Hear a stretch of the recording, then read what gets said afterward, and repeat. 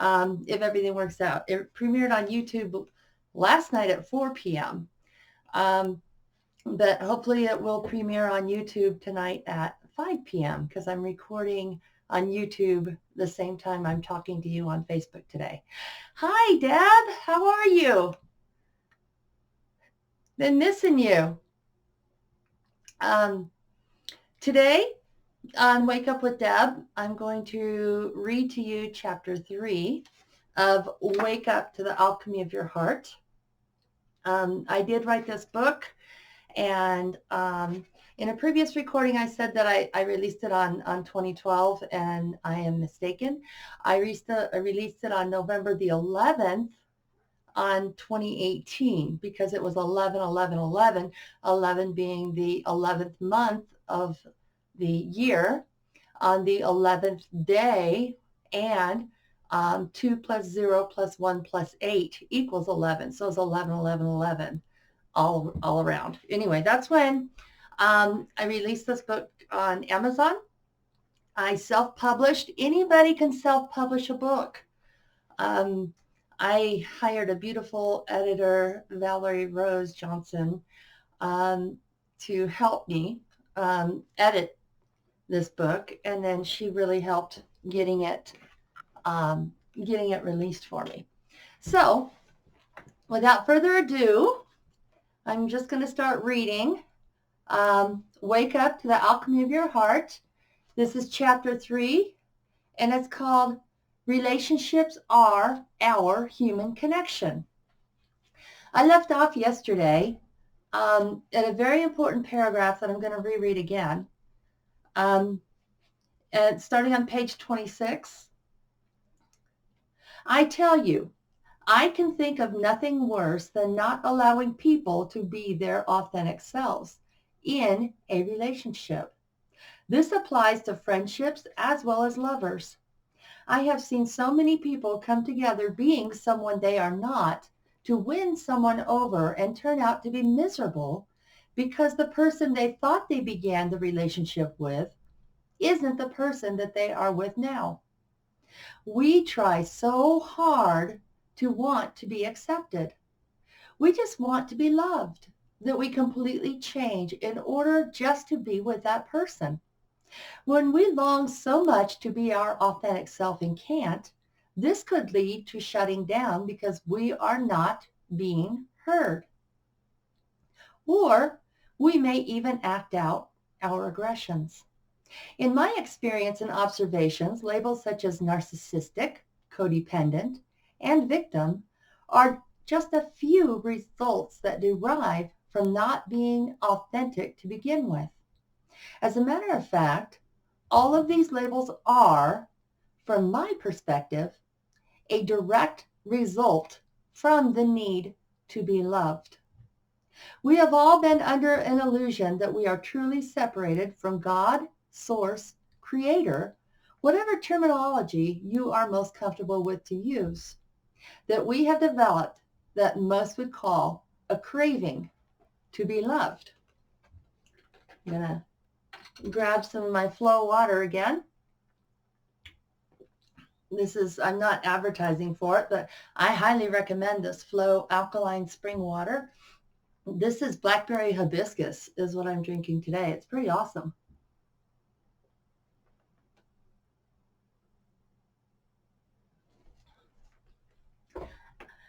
So, in the next part of chapter 3, oh my hell. My story of that craving to be loved with me not loving myself turned out to be quite the experience for me. As I stated earlier, my definition of love was related to pain. So I created several painful relationships to experience in my life until I finally got it or woke up to the alchemy of my heart. I mean, really understood that my lack of loving myself was indeed creating the lack of love to me from people that were in my life. Through the decisions that I made, I brought to myself a life filled with many challenges. One would call them alarms to wake me up, looking for that love, when all along the love was actually inside me and me. I went through many consequences or blessings in my making my own choices, just as you may going through your own lessons as you read about my journey. For me to say that it was my choice and not blaming anyone, I take the responsibility and accountability for what is now creating next for me. I can say that I thoroughly understand now why the things that you will soon read happened to me as I was living my life unconsciously in a victim state. But it is a process that everyone goes through until they too awaken to Christ consciousness or to the alchemy of their heart. That being said, I now continue with my journey, chasing the fairy tale. I went in and out of relationships looking for the goal of the one I wanted to spend my life with in a happy marriage. You know, the one where Barbie and Ken or the fairy tale Prince Charming came along with the magic kiss, and then they all lived happily ever after. I had a good friend who was fond of saying, the happy husband, the house, the 4.2 kids, the cat and dog, and the white picket fence. To be quite honest, I was so inundated with a happily ever after idea of the perfect marriage through television, movies, commercials, songs, magazines, stories, and the like, that the seeking of being with the fairy tale Prince Charming became a life goal. In my experience, I have seen this happen to many people, and in living with this program running constantly with us, it reinforces and even brings us more loneliness into our own cosmic field, or in other words, the life we live. In my case, I married a man whom I thought I fell in love with. I was living in an isolated foreign country called Iceland at the time, and we were both in the service. I remember I was so smitten by what I perceived was his honesty because he told me on our first date that he was in the middle of a divorce. It was kind of funny during that time in Iceland because it seemed like half of the guys in his dorm received Dear John letters from their wives back in the States that said basically they wanted to end their marriages. I know you would think that that would have been my first red flag that screamed, rebound. But I was so caught up in creating the fairy tale, and this man was noticing me, that I just kept the blindfold over my eyes. This man was handsome, had a religious background and belief system kind of the same as mine, and he seemed quite kind. He was a Southern gentleman, and quite honestly, I did enjoy spending time with him. That pretty much matched the Prince Charming qualifications. He asked me to marry him, and I accepted. Of course, being the Southern gentleman, he also wanted to get permission from my parents. Since we were in Iceland and my parents were back in the States in Colorado, it had to be done over the phone. Back then, making a call from Iceland to the United States was extremely expensive and charged by the minute. So it was short and sweet and to the point. Will you give me permission to marry your daughter? The answer was yes, and the engagement began. All the while, the divorce from his previous marriage was still being obtained. I know it was a fairly short engagement. To this day, I really don't remember how long. Finally, on Valentine's Day of 1991, we were married by the chaplain at the chapel on base in Keflavik, Iceland. Looking back at that day, I would say that was my day of infamy. It all started out to by my soon-to-be husband attending an all-night bachelor party the night before our wedding day, and he was literally green when I picked him up in my car to go to the chapel. Poor dear soon-to-be husband obviously drank more than he could handle of his old friend Jack Daniels. I remember that day all too well because just minutes before I was supposed to walk down the aisle, the final divorce papers were faxed to the chapel from the United States. Being that the divorce papers weren't the hard copy, the chaplain gave a disclaimer speech before the ceremony that this was not a legal marriage, but it was for my soon-to-be husband and I, in the eyes of God and our witnesses, a contract between him and I. We would later have to go to the police station jail in Keflavik to make it legal after receiving the hard copy divorce papers. Going to the jail to complete our bond. What a perfect illustration of what was to come. Now that I have awakened to the alchemy of my heart, I can see how the alarm was sounding off. I was about to spend the next part of my life in that jail that I was creating. Oh, if only I would have followed my heart back then.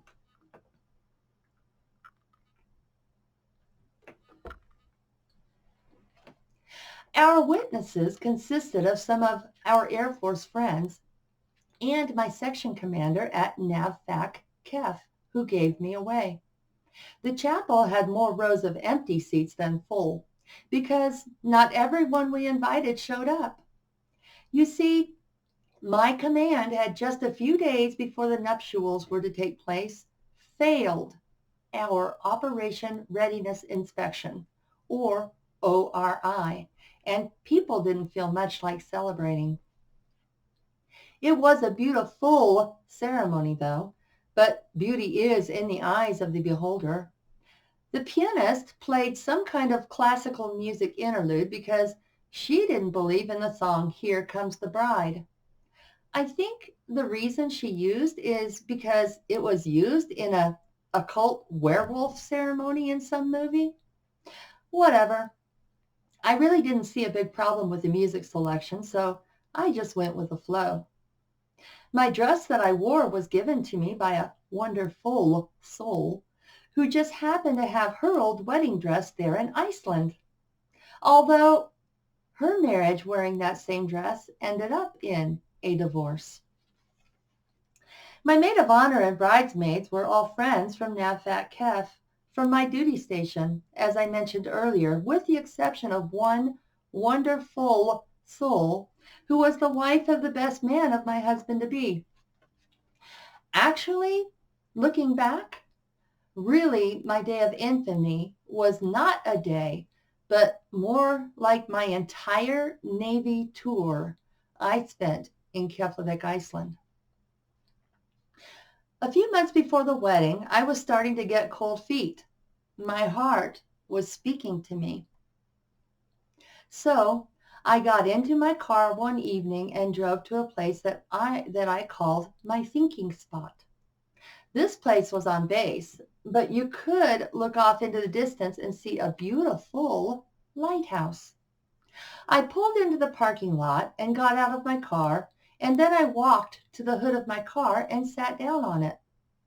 I lit up a Benson and Hedges Deluxe Ultralight Menthol and gazed off into the distance.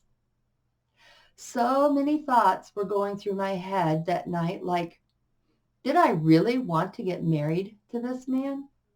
You see, my friends, in order to live with him after we got married, we had to both extend in Iceland for another 2 years. I had given up orders to Hawaii for this man, and he gave up his orders to Loring, Maine for me. Did I really want to stay another 2 years in Iceland? Tears rolled down my face as I inhaled that cigarette while pondering those answers. While I was sitting on my car, parked in front of the sand hut, I noticed Navy security driving down the long, twisty dirt road, and the truck's lights were off. In Iceland, it was illegal to drive with your lights off, and I thought, what are they doing? They would be the first to pull you over if your lights were off. Looking back on this now, could this have been a sign that my eyes were closed? Perhaps another alarm? What else would it take to wake me up? Shortly after that, I decided to go over to family housing and visit my friend. Maybe she could give me a little more insight into the dilemma I was having about should I marry or shouldn't I? I put out my cigarette in the rock-covered parking lot and got into my car and headed away from my thinking spot. It was a good 15-minute drive to my friend's home. And when I knocked on the door, it must have been around 9 p.m. or so. She answered the door with a look of concern when she saw my tear-stained face. She gave me a big hug and invited me in. We talked for what must have been over an hour. And by the time I walked back to my car, I felt so much better in my head, but not in my heart, about my decision to marry this man. Unfortunately, I wasn't as of yet tuned in to listening to my heart. I got into my car and started it up, put my car in drive and pulled out of the parking lot and onto the main road. Just as I made my right turn onto the main road, 3 Navy security vehicles pulled up to me. One parked behind me, one beside me, and the other in front of me. I quickly reviewed in my head what I may have done wrong, which I came to the conclusion of nothing, just as my friend who worked for Navy Security Division walked up to my window. I wish I would have asked my heart. You see, now that I have awakened to the alchemy of my heart, I can now see that the alarm of security stopping me in my tracks was a message from Spirit that would have stopped me in my tracks from going into that marriage. My heart was sending me all kinds of messages, and if I would have followed my intuition or gut, would my life have been filled with so much misery to follow to wake me up? I asked him what was going on, and he just looked at me. He then asked if I would follow him to Navy Security Headquarters, to which I gave my consent that I would. It must have been around 10:30 p.m. or so that night when I was led into a small room. The Navy security guy that escorted me in asked the investigator if I should be handcuffed, to which the investigator shook his head no and laughed at him and told him I didn't look like a flight risk. The investigator looked up from his typewriter that he was busily typing on and caught my gaze and asked if I had a cigarette and said that he would be a few minutes. I reached into my Navy standard issue parka pocket and pulled out my pack of Benson & Hedges Deluxe Ultralights, fished out one and handed it to him along with my lighter. The investigator finished what he was typing and plucked the finished documents from his typewriter, focused on me, and then I heard these words from his mouth. You have the right to remain silent.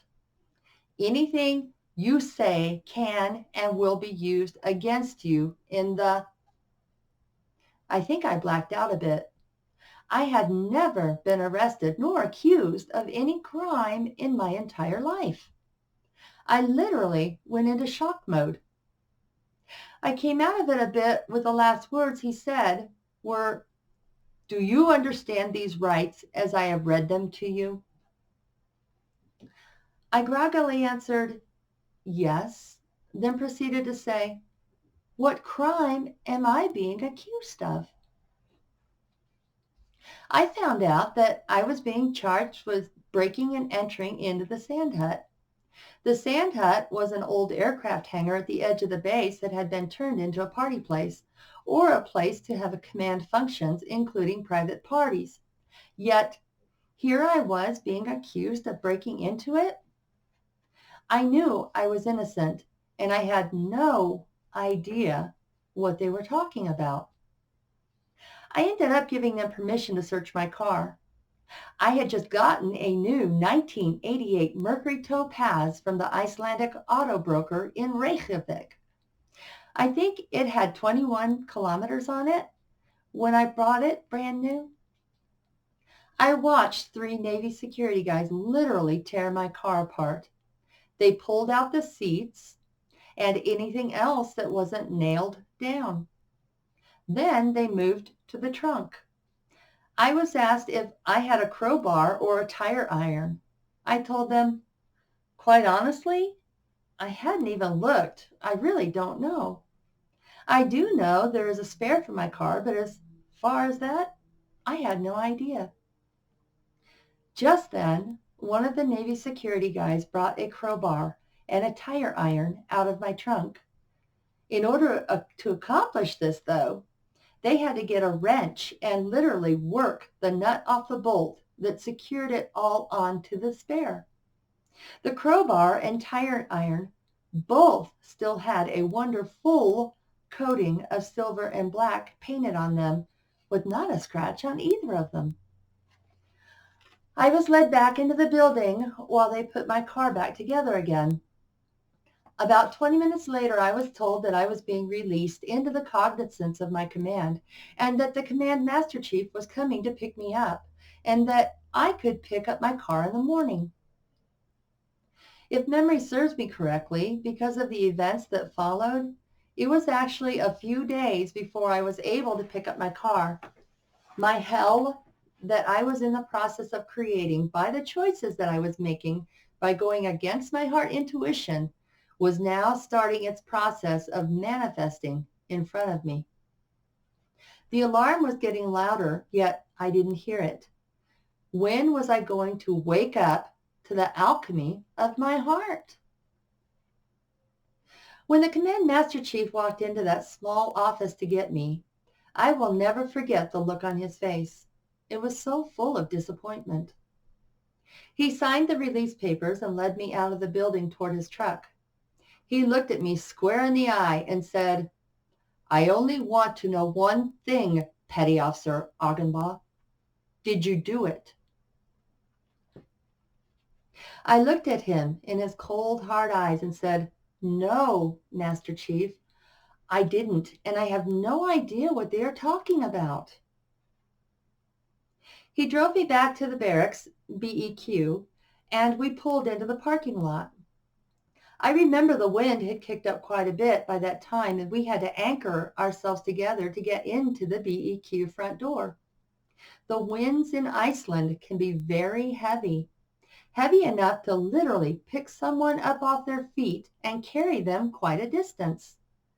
I have seen many dumpsters blow across the parking lots. As a matter of fact, one of our creative recreational activities was to put our Navy standard issue shiny black core frame shoes on with the slick black soles that didn't have any traction whatsoever, and then stand in the parking lot when it was iced over. We would then unzip our parkas and use them as a sail, allowing us to wind ice sail from one corner of the parking lot to the other with ease. After we entered the building, Master Chief signed me in with a watch. The watch is a Navy term used for the person on duty who is basically in charge of the barracks during a 4-hour time frame. Kind of a babysitter. Everyone who lived in the BEQ or were part of the command had to serve a watch at the BEQ. This person had to, I think it was either once or twice an hour, walk the halls and stairways of the BEQ to make sure it was all safe. This person had to write in a logbook everything that was going on in the BEQ. It was kind of a version of a tattletale, come to think of it. Anyway, I was put under the directive that being released under command cognizance, I had to report in with a watch whenever I chose to leave my room, even to use the head, Navy term for bathroom. Basically, I was under house arrest. I think by this time it was close to midnight. I was about ready to hit the sack because my duty section had to be at the theater the next day for General Military Training, or GMT. So I said my goodnights to the watch and told her I was headed to my room. In those days, smoking was allowed in the B&Q rooms, but my roommate and I had an agreement to smoke out in the hallway. I got to my room and tried to call my fiancé immediately. There was no answer, and the phone just rang. I figured he was out on the flight line. I then called my roommate, who was out at NAVFAC KEF on the watch floor 20 minutes away. She was on her dinner break at the time, so it was perfect timing. She was my friend, and I told her what had happened. She was very concerned about my mental state, especially when I told her I was glad there was no alcohol in the room because I felt like downing a whole bottle. I was still trying to replay the night's events and try to make any sense of them as I opened my room door and stepped out into the hallway to calm my nerves with a cigarette. Just as I lit my cigarette, a fellow shipmate came out of his room a few doors down from mine. He walked up to me and asked if I was going to another shipmate's going away party that was taking place up in his room. You see, leaving the island of Iceland is a huge deal, and when you are stationed there for a year or even two, going from 3-digit days like 365 days of the year to double-digit days to 99 to single-digit days to leaving next day is quite the celebration. To be honest, I think we found any excuse to have a party on what we endearingly called Iceland, the Rock. In the B&Q, we were all shift workers, so it wasn't a big deal having mixed company or having a party in your room as long as you were quiet and no one complained. Our B&Q had mixed floors, which meant guys and girls lived on the same floor.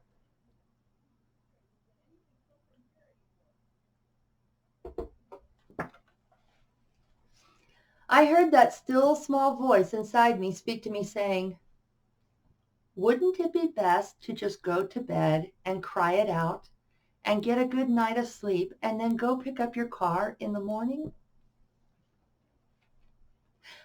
I thought about my shipmate's invitation for a few minutes. Half of me just wanted to go in on my bed and cry until I fell asleep.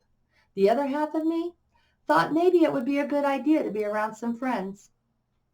I continued to reason with myself, head versus heart.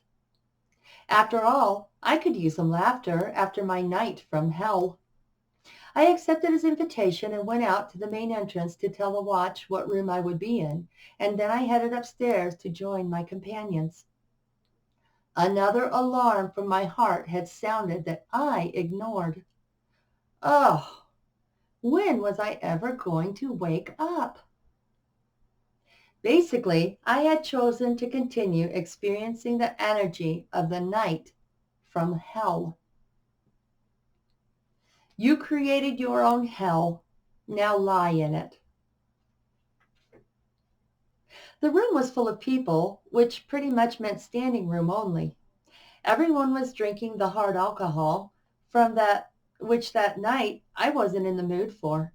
You see, every month at the base you were issued what was called a ration card. This card was divided into 3 main sections and had several places to stamp. It was the military's way of not allowing the black market to happen to Iceland.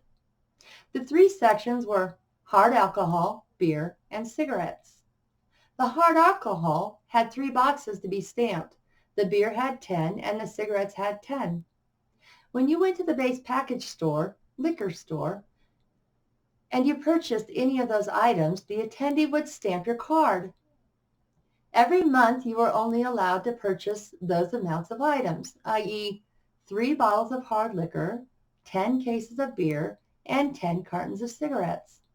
If your ration card was used up and all the boxes stamped, the best thing you could do was find a buddy to buy or trade with to purchase any of those items.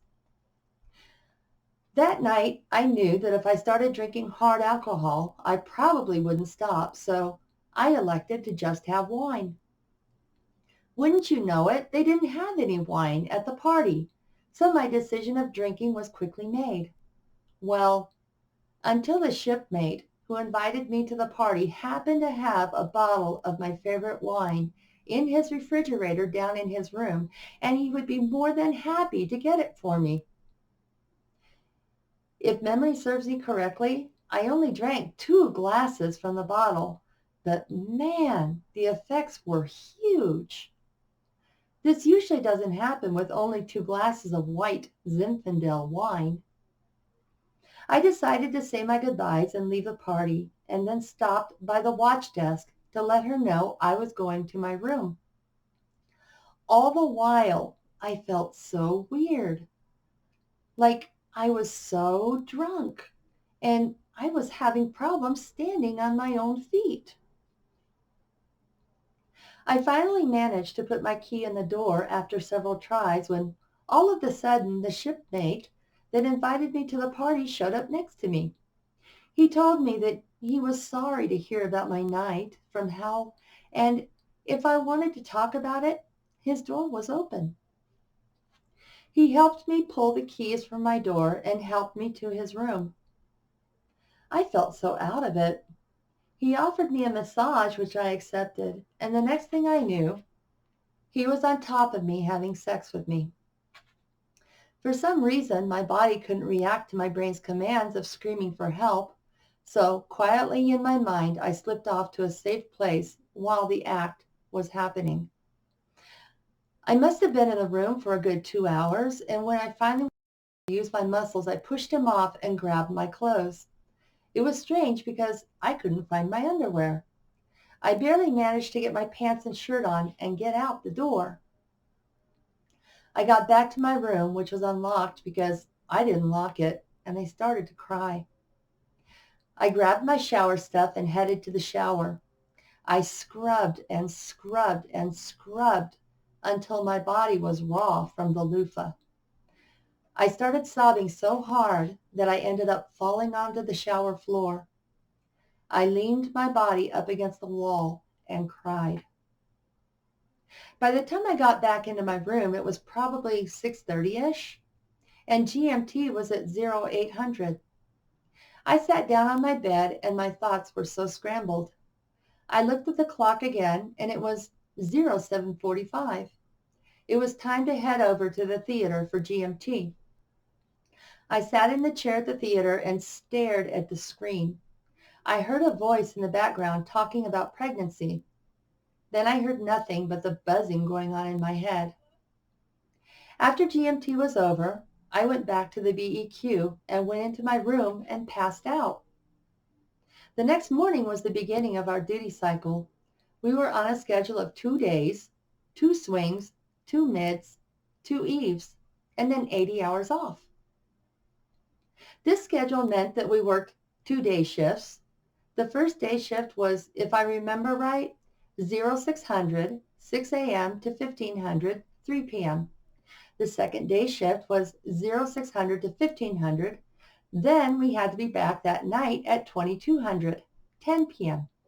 and work until 6:30, 0630. That same night we had to be back at 2200, 10 p.m. and work until 6:30, 0630 again. That same day we had to be back at 14:30, 2:30 p.m. and work until 22:30, 10:30 p.m. The next day we had to be back at 14:30, 2:30 p.m. and work until 22:30 or 10:30 p.m. Then we had 80 hours off. On one of those days of your 80 hours off, you were required to attend GMT, which is what I said before is general military training. We lovingly called general misuse of time. My alarm went off the next morning to get up for day shift. It was much harder than normal for me to drag myself out of bed, but I managed to get up and do so. I put my uniform on, called Blues, and headed toward the bus. My mind was still, I would say, somewhat out of whack, as I boarded the NAVFAC bus and found a seat. I was glad I hadn't picked up my car yet because I was so out of it still. There was no way I could have been present to drive. The duty driver parked the bus and I slid off of it. Before you enter NAVFAC, you have to go through a security gate. There's a sidewalk from there that goes into the front entrance of the building. The front entrance of the building was only for officers to enter the building. The enlisted, which I was, were only allowed to enter the building from the side entrance. There was quite a distance to walk. I walked through the door and headed down the hallway to Operations Admin office. There was a friend of mine that met me and told me I looked like hell. I honestly believe I was still in shock. I confided in her and told her that I thought I had been raped. The next thing I knew, I was sitting in front of the admin chief. I remember him to be such a very caring man. After speaking with him, I found myself in the duty van and the duty driver was driving me to medical. When we arrived, I was immediately seen by the on-duty psych. I was still so confused about what the last 48 hours of my life was. I remember his distant voice saying, "How would you feel if this happens to someone else and you had the power to stop it from happening here and now?" Then there was a pause. Then the silence was shattered by these words, "How do you know it hasn't already happened?" I know that I felt an explosion rock through my entire being at those words. I started to weep, and at that point in time, I reported I was raped in my shipmate's room. I was going through a gambit of emotions when I was swept away to the emergency room. I still can recall the horrible medical examination I went through as the doctor and his staff complied to and followed the directions that the rape kit entailed. I had washed off most, if not all of the evidence when I scrubbed myself raw in the shower. I felt angry, sad, guilty, and I just wanted to just die. When the examination was finished, I was sent back to the BEQ where I had a visit from Naval Intelligence Service. NIS was there to gather evidence and investigate the report if this should go to trial. My fiancé finally had a moment of free time on his schedule, so he made it a point to visit me that night. I was so numb that when he got there, I had just come in from a massive, freezing rainstorm. I had no coat on, and I was soaked head to toe. I don't remember if my roommate told him what happened or if I did. I do remember his reaction of tenderly putting his arms around me and helping me change out of my soaking clothes and then tucking me in. I had several days of leave saved up, so I requested to take 30 days leave to go home to Colorado where I could deal with myself. I thought going home to family would be the best thing for me.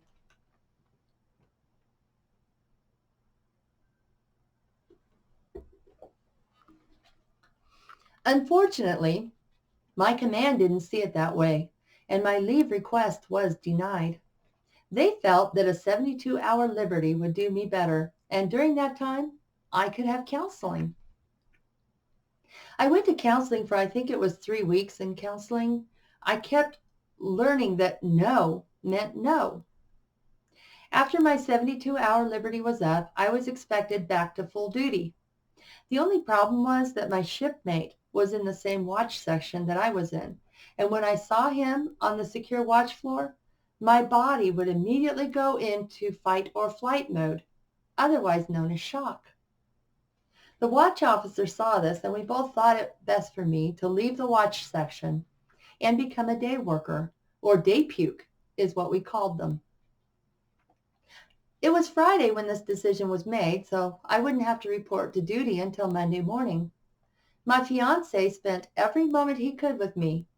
He was so gentle and so caring and so understanding. One night I was in his dorm room and we were gently kissing. All of a sudden, I felt panic and fear and pushed him away. I quickly got up and darted for the door and opened it. I shut the door behind me and stood at the door and started crying. I heard a loud thud from inside his room, and I knocked at the door to see if he was okay. He answered the door, and I noticed he was rubbing his hand that he had wrapped up in a towel. I asked him what the noise was, and he explained it away nonchalantly that his locker fell. I found out later he had punched the wall. It seemed like an eternity went by before anything came of my report. It was almost like it had been swept under the carpet, so to speak. Then the Dakowitz happened. The Dakowitz were kind of a women's rights in the military activist group. I heard the news that they got word of my report and they demanded that something be done. The next thing I knew, about a week before I was supposed to be married, the trial happened. To this day, I have no idea how to prove a rape in court. I had a pretty good legal advocate, but his advocate was better. I was literally ripped to shreds in that courtroom. The victim became the victim again. The judgment came down, not guilty. Before all of this happened, I was studying like crazy to become a second-class petty officer. I spent most of my free time out at the command studying because the material was secret. So it wasn't like you could just bring it back to the BEQ. I had a secret clearance with the need to know while I was on the watch floor. After it all happened, I made it my absolute focus to make second-class petty officer. I think at the time it was the only thing that kept me going. Every free moment I had, my nose was in a book from the wall full of manuals. In order to advance, you had to take an open note test, a closed book test, a practical, and an oral board to show your proficiency in knowing your rate. Between the emotional breakdowns I experienced and the literal suicidal thoughts I was fighting, I found that burying myself and being able to sew on that next stripe was my salvation. I passed my open book test and soon after passed the closed book test as well. My practical was next. It took place on an eve watch with a section I was assigned to. So I passed it as well. And then it was on to the oral board. I studied hard for that oral board. In an oral board test, there was a panel of experts in our rate or field that asked questions. You were barraged with these questions for a few hours, and it was your goal to pass this oral board by being able to teach what you knew by answering their questions. I was on quite the roll. It must have been an hour into my oral board when there was a knock on the door. Usually, there were no interruptions during these oral boards, but this time it was different. The lead petty officer answered the door, and standing at the door was the command master chief.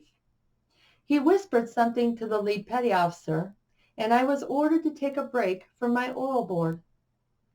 I stepped out into the hallway where I was informed I was due at what was called Executive Officer, XO's screening in 10 minutes. I grabbed my cover, my hat, and headed up the long hallway through the Operation Secure door to the XO's office, where I was informed by the Master Chief what my conduct was to be while in front of the XO. XO screening is when an act that had happened had been reported as a misconduct goes before the XO to see if it needs to go into non-judicial punishment or NJP, better known as Captain's Mast. I waited in the hallway. My face was white and my knees were shaking. Again, I had no idea why I had been called to XO's office. The door opened and I heard Master Chief call, "Petty Officer Augenbaugh, report." I breathed in, put my cover on top of my head, and then marched as smartly as I could into the XO's office. I turned to face her smartly and then saluted. "Petty Officer Augenbaugh, reporting as ordered, ma'am," I sounded out. At that moment, the XO told me to at ease. At ease does not mean it's okay to relax. At her command, I assumed the position that was drilled into us in boot camp. I was then informed that the command was putting me into disciplinary action because I reported that I was in my male shipmate's room after hours, and that she had no recourse but to send me to NJP to captain's mast, or I could choose to be court-martialed. When this news hit me, I went into shock again. She asked me if I had any questions. I replied with all my might. My voice crackled as I forced the words out. "Yes, ma'am. The night I was arrested for breaking and entering, is there anything to come of that?" I swear I heard a chuckle come from this cold woman of power as she said, "Oh, Petty Officer Augenbaugh, that was dropped a long time ago. Didn't you know?" "No, ma'am," I replied. "Thank you for that information." She then told me I was dismissed, and I then saluted and sharply turned and marched out the door. Once I was out of range, I lost it. I started to uncontrollably sob, and the tears wouldn't stop pouring from my eyes. I heard a sharp, "Petty Officer Augenbaugh, you've got to pull yourself together. Remember, you are a sailor first. It's time to finish your oral board." My feet felt like lead as I walked down the hallway and back through the secure ops door. I was trying to wipe the tears off, but they just kept falling. I went back to the door of quality assurance where I began my oral board and knocked on the door. Seconds later, a sweet petty officer answered the door and saw me standing there, all disheveled. She smiled at me and told me my oral board was over and that I had passed. I was also on liberty for the next hour before the shift was over, and that I was welcomed to leave the compound. After that moment, I knew that my hatred for the shipmate that raped me had grown 100 times more. Now, I had to decide if I wanted to be court-martialed or go to captain's mast.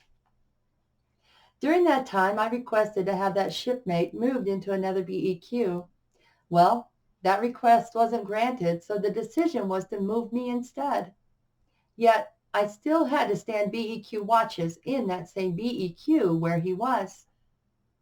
Since passing that last oral board, I was now a level 2 operator and well met the qualifications to becoming a second-class petty officer. So I didn't have anything else to put my mind focus on other than the decision I had to make. I only had a limited time to decide, so I chose to go to NJP, otherwise known as Captain's Mast. I am unsure how much time went by before the day I was called in to report to Captain's Mast.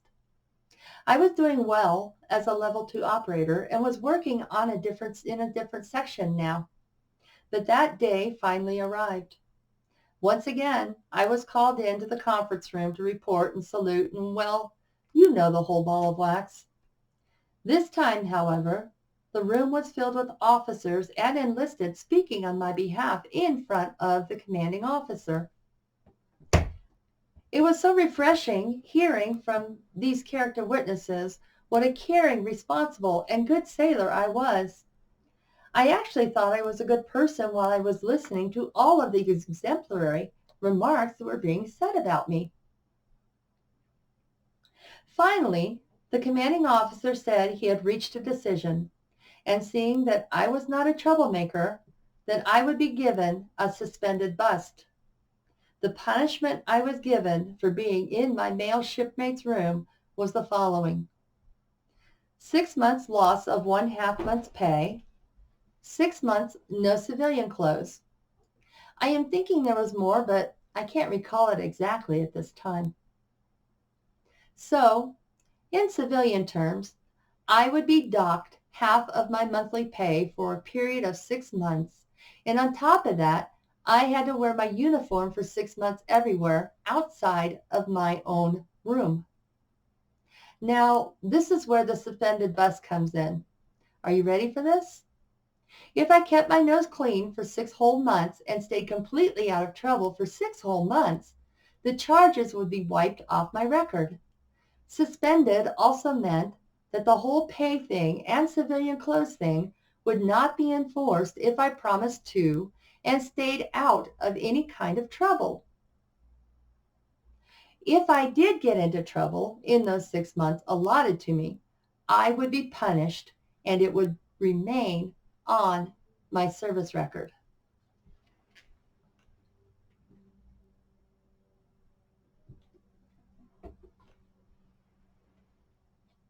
The cycle continues, but what is the point? Well, it was a long 6 months, and what happened during those months only devastated me more. I tell you, my friends, when I decided to play the victim role, I really played the victim role. My health even started to give out on me. I was seen in medical quite a bit with right flank pain.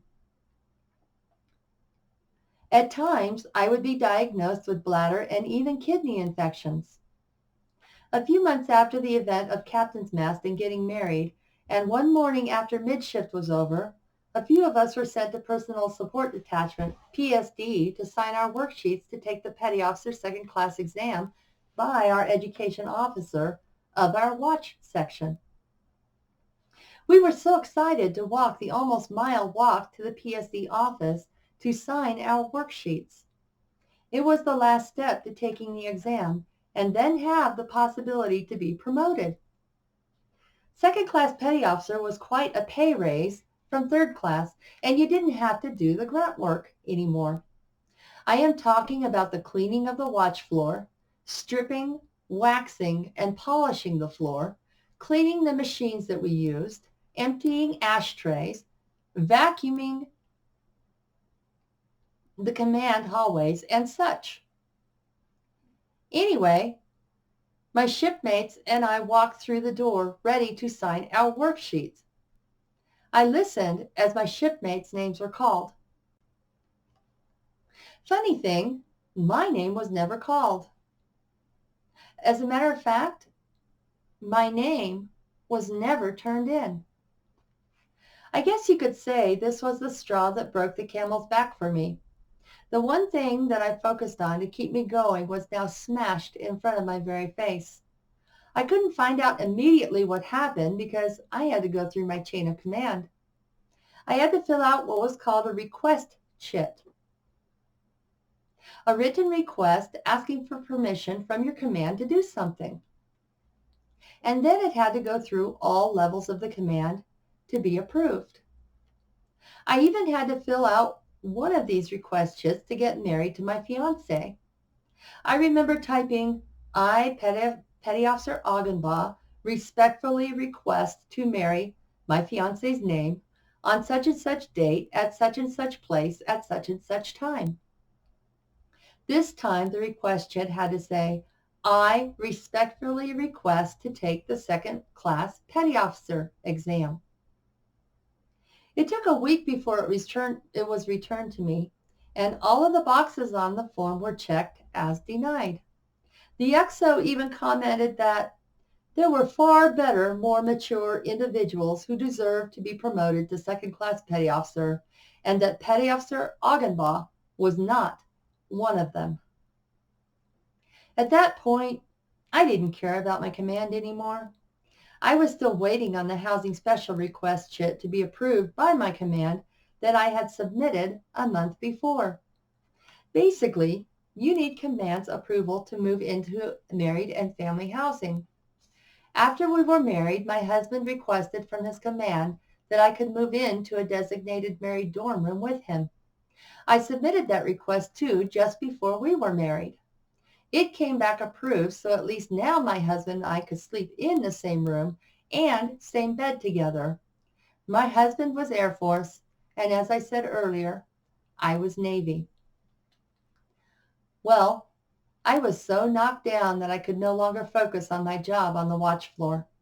I felt like the little air that I had left to breathe was cut off, and that someone had punched me in my chest. I requested to be taken off the watch floor and possibly just to be put into ops admin.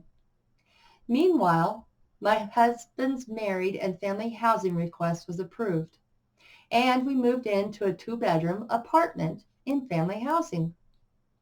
We were supplied with some furniture in our new home. We called it Flintstone furniture because it was just some pieces of wood with padding that resembled furniture. It only took a few weeks to replace the furniture with used second-hand furniture from those that were leaving their duty station in Iceland, and they didn't want to ship their furniture back home. There were lots of weekend yard sales on base to do the changeover. It took no time for my husband and I to fully furnish our new apartment. Best of all, since we lived in an apartment, we could have a pet. I so missed having a cat. You see, pets shipped to Iceland had to stay in a 6-month quarantine, and it was the same leaving the island. So again, families that had cats and dogs just passed the animal on to the next family that wanted to care for the pet. I was so happy when I received a call that a family was leaving and they had a black 6-month-old kitten they wanted us to have. She was a tuxedo cat mostly, all black with what looked like a little white bow tie. We called her Kisa, which meant cat in Icelandic. It's kind of funny because Yisa means fish in Icelandic. We were all settled into our new home as a married couple. I think a couple of weeks went by since I filled out my request to leave the watch floor before I was called into Master Chief's office again. He explained to me that my request was approved to leave the watch floor. Upon leaving, however, I would no longer have a security clearance to ever go back on the watch floor again, and I would be transferred to the guard shack immediately. He then finished by handing me back my request sheet for housing that was marked approved. I then informed Master Chief that my husband's command already secured us a house, and I handed my security badge to him. Guard shack duty was more grunt work, and because I was only a third-class petty officer and low man on the totem pole, I got to do the work. I ended up doing things like laying sod. Yes, I said sod in Iceland, in front of the command building, which I hurt my back. I hated being in the guard shack, but kept doing the work that I was assigned to do until one day Master Chief came to me. He told me that Ground Defense Force, GDF, training was just a couple months away. Ground Defense Force training is basically war games in the rock field of Iceland. Did you know that they used Iceland to test out the vehicles that were used on the moon landings? The war games consisted of defending our NAVFAC compound against the Marines on the island. I was further informed that I would be camping out in the guard shack with guess who? None other than the shipmate that I had the rape experience with. After Master Chief informed me of this, I went into shock mode. My body went into a cold sweat. My heart started beating slower, and all I could think of was, no way was I going to spend not one moment alone with that monster. I glanced at the table I was sitting at, and at the other end was a survival knife.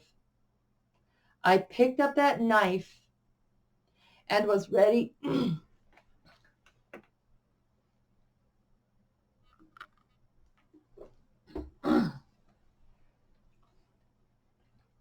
I picked up that knife and was ready to slit my wrists when the bus to the day shifters showed up.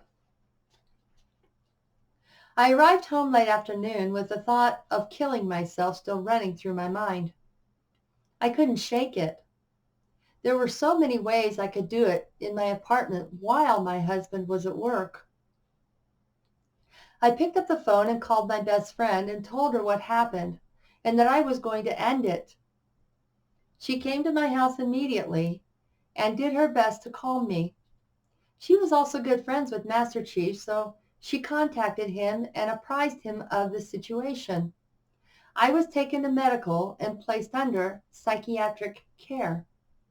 I ended up not having to serve duty in the guard shack with that individual, but I didn't know the cost of it at that time. No, that cost would later be revealed to me in a surprise ending. I grew sicker and sicker, though. Just before the GDF, I was sent to GMT.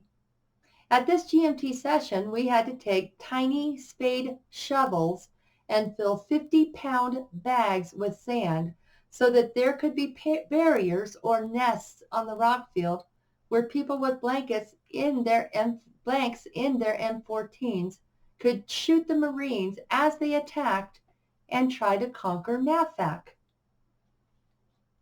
While I was filling the sandbags, I wrenched my back again, this time causing several discs to herniate. Oh, I was in such pain.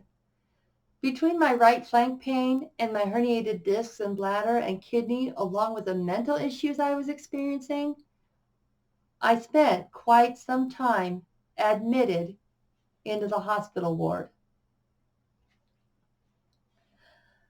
One night, after my husband came home from work, he and I got into a huge argument. Arguments became a way of life with us after the first month of our marriage. You know, after the honeymoon stage is over, the stress and pressure we were both under was quite a bit. This argument, though, reached a new level.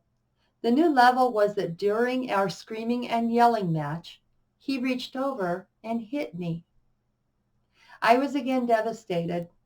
I locked myself in the spare bedroom until he calmly apologized. On the weekends, my friends and I loved to go to the thrift store and yard sales on base. My husband became very angry with me because I wanted to spend time shopping with my friends rather than be with him. It seemed like all we ever did was argue anyway. The hitting became more and more frequent. You see, my friends, in an abusive relationship, we will allow someone to abuse us as much as we abuse ourselves. As you can see in what you have read and are reading, I didn't love myself, and I abused myself constantly. Those energies were returned to me. I told myself I deserved it because I wasn't a good wife.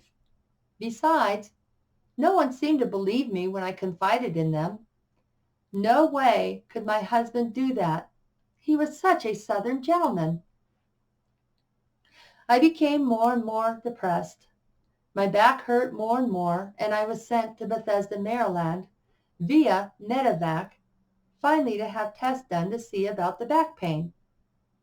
The test they ran showed herniated disc with what seemed like no nerve. I think the word was compromised. However, I was in so much pain, and the pain was very real to me that I was experiencing.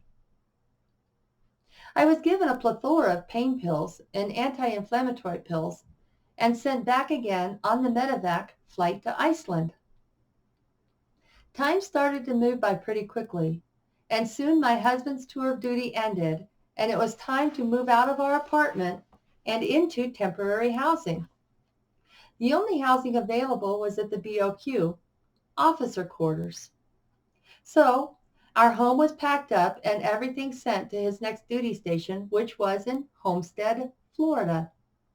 Do you remember Homestead, Florida? It may sound familiar because that is where Hurricane Andrew hit several months after we moved there. I had just been put through the ringer just weeks before we moved into the BOQ for the remaining weeks of our rotation by experiencing yet another painful call for me to wake up. I had to go through a discharge hearing. Remember when I said the surprise ending would be revealed? Wait for it. I found out that my command, although they said would erase the charges, never did. So I was looking at dishonorable discharge from the Navy. After we moved into the BOQ, the phone in the hallway outside our room rang, followed by a knock at our door. The phone call was for me. I was soon to discover the results of my discharge hearing. I did have an Air Force captain defend me at my discharge hearing. He was good, but not good enough. The best he could get me was RE4 discharge. It was a general discharge due to severe misconduct. It was another absolutely devastating blow. All of my evaluations were high in marks with above average scores. I did find out later that I had messed with the command's fair-haired child. He was the shipmate who raped me. Through all of that, I brought the guillotine blade down onto my own self. It was interesting because just after that, what happened to me is when tailhook happened. Basically, several women were raped on a ship at sea. I was set to leave the island a few weeks after my husband was supposed to leave. But after I received that phone call about my discharge at the BOQ phone booth, upon receiving that news of my general discharge due to serious misconduct, I felt what I could only describe as an explosion in my right lower flank and in my back that radiated up the right side and into my shoulder. I hung up the phone and stumbled back to the room that my husband and I were assigned to live in. By this time, I couldn't catch my breath. I was white as a sheet, and I left my husband no choice but to call an ambulance. I was taken to the emergency room, and then shortly thereafter I was admitted. This time it was for the last time. I was once again medevaced out to Bethesda. I think it was 2 days later. I can honestly say I was a mess. I was scared about my body and what was going on with it. I was given all kinds of medications for nausea and pain on the plane. The medevac had to make a stop in the Azores to pick up a few more patients, so I was given a hospital room and transferred from my medevac plane bed to the bed in that room. I was hurting so bad that they gave me several shots of narcotic pain relief, and I soon fell off to a deep sleep. I was awakened that next morning and was prepped to get back on the medevac plane headed to Bethesda. The plane landed late that night, and I was transported to the hospital where I was admitted. The neurosurgeon was very familiar with my case, yet couldn't come up with any answers. I think I spent 2 weeks in that hospital in the neurosurgery ward. They ran all kinds of tests on my spine. The same results were herniated disc at L5 and S1. I remember being very nauseous as well. Finally, one of the docs came in and told me they couldn't find a medical answer that gave them a clue about what was wrong with my back to cause me so much pain. Their only recourse was to send me to their psychiatric unit.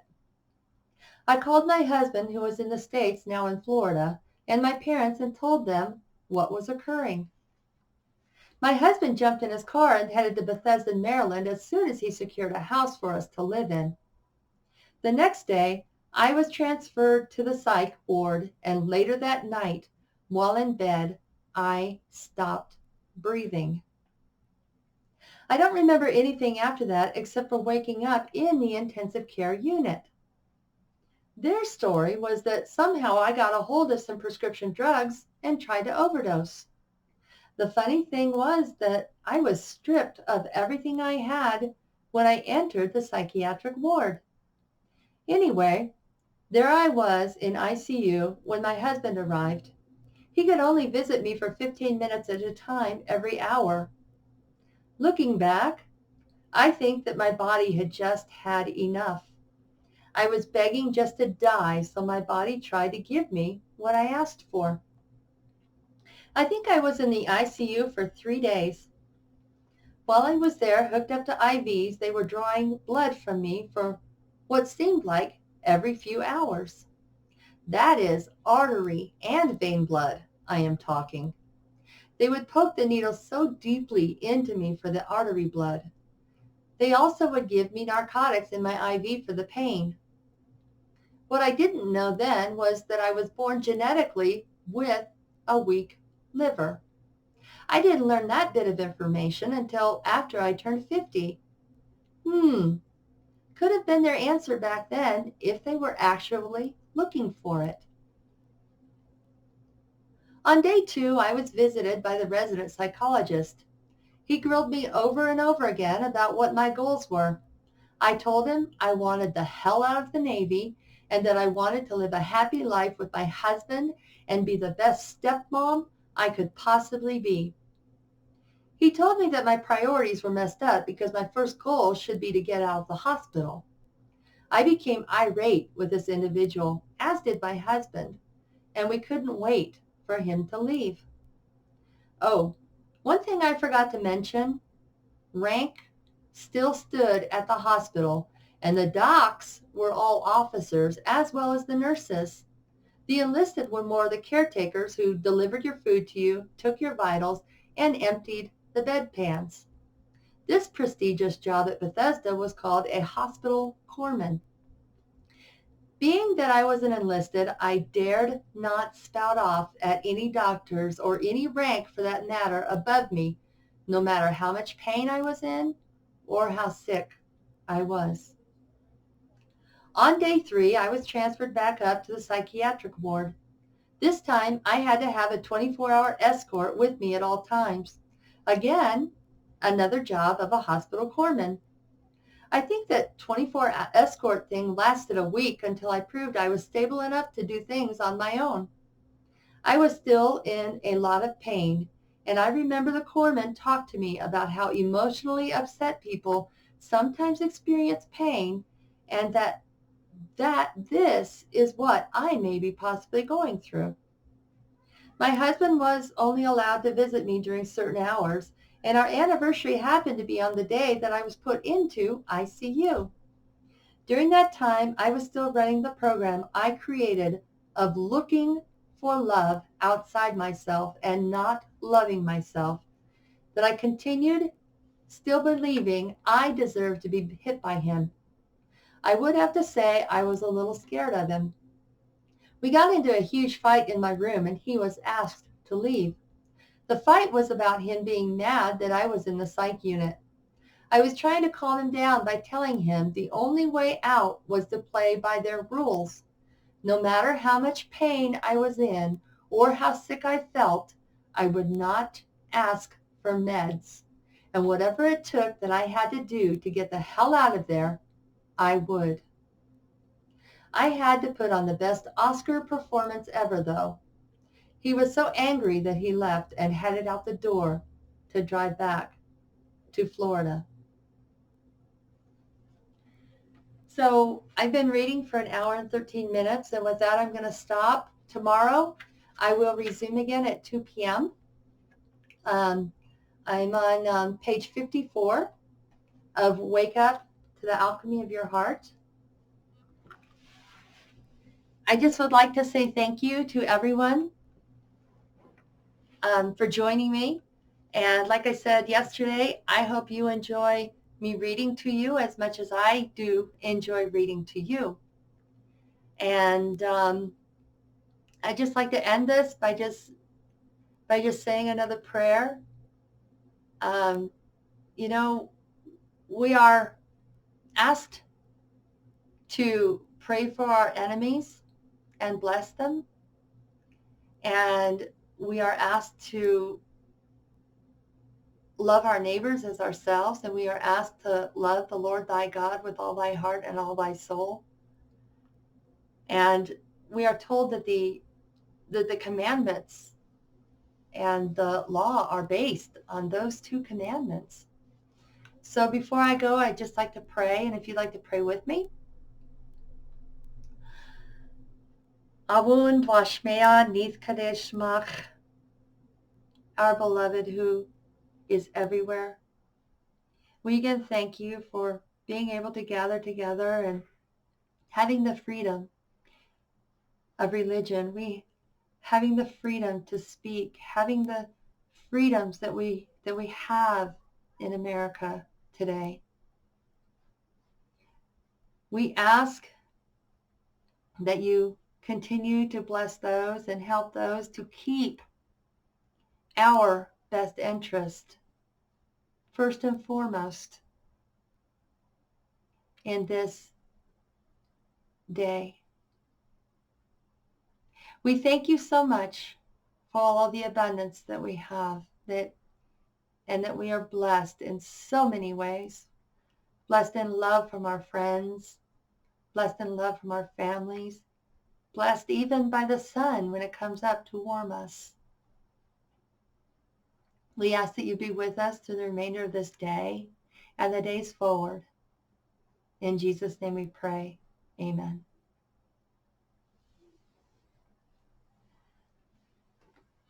So thank you again for allowing me to read Wake Up to the Alchemy of Your Heart. I'll see you tomorrow